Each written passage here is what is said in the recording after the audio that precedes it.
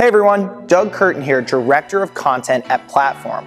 We're here today to break down the top 5 topics to cover in your physical education curriculum.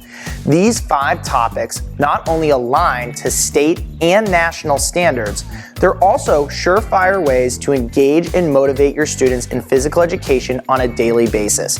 These 5 topic areas are awesome opportunities to instill lifelong fitness, health, and wellness into your students. Let's go ahead and dive in.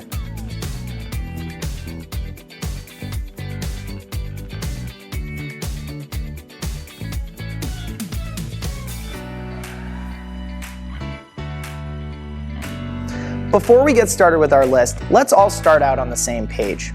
What is possible in your physical education class is not limited to this list. There are endless options, topics, subjects, lesson plans that you could choose from for your physical education class. There are so many great ways to instill lifelong fitness that we all strive to do within physical education. But just because there are so many options doesn't mean as a physical education teacher you have time to sift through all of them. That's why we've accumulated our top 5 topics to cover, and we'll showcase some of the best content and curriculum that you can be using in your classroom for physical education. So let's go ahead and get started. Number 1, foundational fitness. It's number 1 for a reason, and it's actually in the name itself, foundational. We often assume that students have a basic understanding of foundational human movements, and we're eager to jump into more advanced content areas. But wait, make sure that your students have a strong understanding of those fundamental human movement patterns. What we're talking about are things like the squat, lunge, hinge, press, and pull. These fundamental human movement patterns can be taught at any age or grade level, whether you're introducing it for the first time or you're reviewing these movements. These movements are the baseline for any other type of fitness that students will explore. So it's well worth the time and energy to dedicate introducing these movements. And when we talk about introducing, we're talking about breaking down the movements step by step so that students become aware of how their body is supposed to move through space. Not only that, we want to equip students with the basic fundamentals of scaling and modifying these movements so that they can perform them safely and effectively. Doing all of this is going to set students up to so many other opportunities because they have a great understanding of foundational fitness. Number 2, yoga. Yoga is becoming a wildly popular form of exercise. While it used to have the stigma of headstands and chanting, more and more people are starting to see the benefits of yoga. It's fun, engaging, and dynamic. It's also incredibly accessible for all different types of students. Not only that, there's a whole host of physical and mental health benefits. Physically, yoga can improve strength, endurance, mobility, flexibility, posture, and breathing. Mentally, it can boost self-esteem, improve our focus, create more calmness, clarity, and create an excellent mind-body connection. When teaching yoga, there's a lot to gain from keeping it simple. Introducing students to a whole library of basic yoga poses will help them to see and learn the basics of yoga.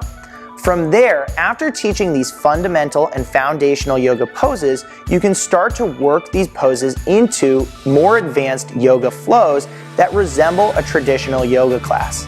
By taking this progression, students will be able to see the opportunities that they have to pursue yoga as a form of physical fitness for the rest of their lives. Number 3, strength training. And wait, don't shut off the video. Strength training is not just for athletes, it's for all students. Strength training and strength is a necessity to life.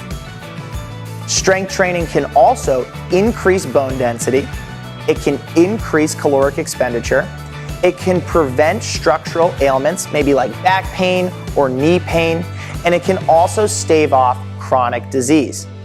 There are all sorts of reasons that every single individual should be participating in some form or fashion of strength training.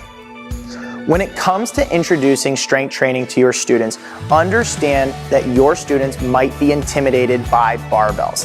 Yes, barbells are a great form of strength training, but that's not the only way that you can go about teaching it to your students. You can start anywhere from body weight exercises all the way to med ball movements, dumbbell movements, and kettlebell movements.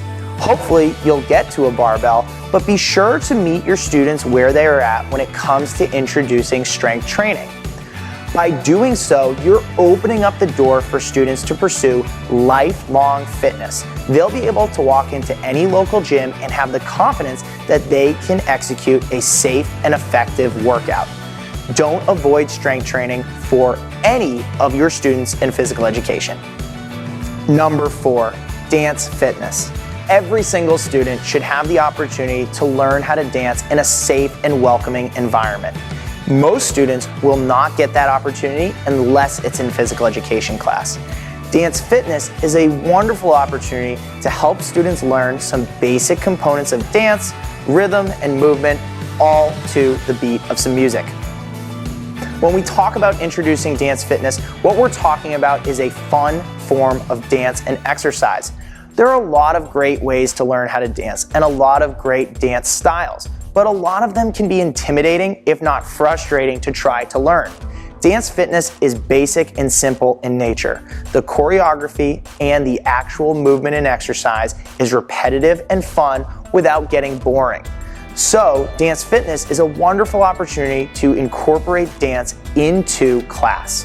And you might be saying to yourself, there's no way that my group of students is going to do dance fitness. They will not be interested. Well, while some students might be a little hesitant, one of the best ways to get your students all moving and grooving is for you to dance along with them. That's right, get it going.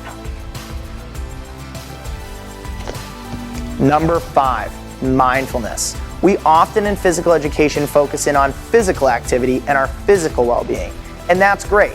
But we shouldn't ignore our mental health and mental well-being. Through mindfulness, we can focus in on that. We can develop the necessary social emotional learning skills that can help to put together that complete picture of health and wellness for our students. When introducing mindfulness, this does not have to be a passive experience. Mindfulness, just like anything else in physical education, requires practice.